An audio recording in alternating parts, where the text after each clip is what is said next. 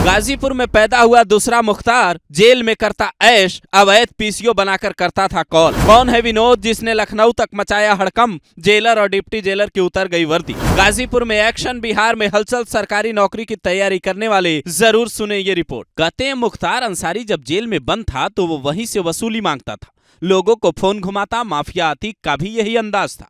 उसका एक ऑडियो भी सामने आया था जिसमें वो धमकी देता सुनाई दे रहा था।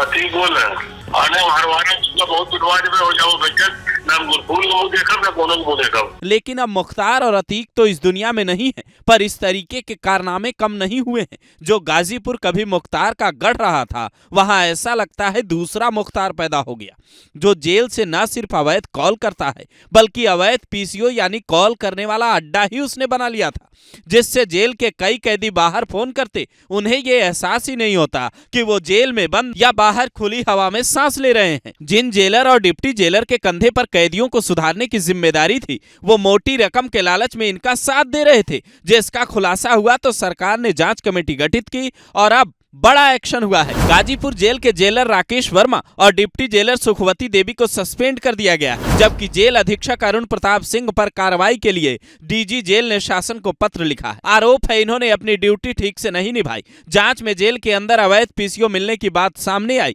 ये पता चला कि बक्सू बाबा कोचिंग एकेडमी का संचालक विनोद गुप्ता, जो जेल में बंद है, उसने कई लड़के लड़कियों को धमकी दी। 28 फरवरी को एक ऐसी शिकायत एएसपी को मिली थी जिसमें लिखा था, साहब विनोद गुप्ता ने बिहार सचिवालय में नौकरी दिलाने का झांसा देकर कई लोगों से 10 से 15 लाख रुपए वसूले, कईयों को फर्जी नियुक्ति पत्र दिए और फर्जी ज्वाइनिंग भी करवा दी। लेकिन अब वो बयान बदलवाने के लिए जेल से फोन कर रहा है। मोतिहारी के रहने वाले एक व्यक्ति ने कहा, विनोद गुप्ता ने 2 बार फोन किया और कहा 2 लाख लेकर बयान बदल लो। बिहार झारखंड की कई लड़कियों ने भी ऐसी ही शिकायत की। करीब 2 महीने पहले ही विनोद गुप्ता और उसकी महिला सहयोगी कृष्णा उपाध्याय को पुलिस ने गिरफ्तार किया था। तब वो बिहार भागने की तैयारी में था, जिसके बाद सवाल ये भी उठ रहे हैं कि बिहार में इसका मददगार कौन है। इसने बिहार सचिवालय जैसी जगह पर फर्जी नियुक्तियां कैसे दिलवा दी? क्या बिहार के सिस्टम में ही कोई इसका साथी बैठा है? पुलिस उसका खुलासा कर पाती, उससे पहले ही गाजीपुर जेल से भयानक कांड सामने आ गया। तो क्या ये बड़ा शिक्षा माफिया बनने की कोशिश में था,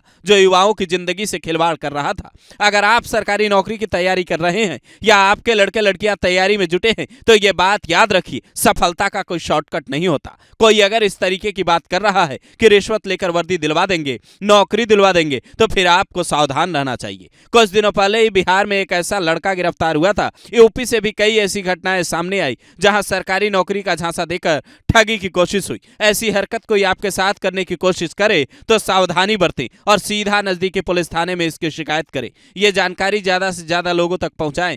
वीडियो को लाइक करें और कमेंट कर अपनी राय दें कि ऐसी साजिश करने वालों को क्या सजा होनी चाहिए।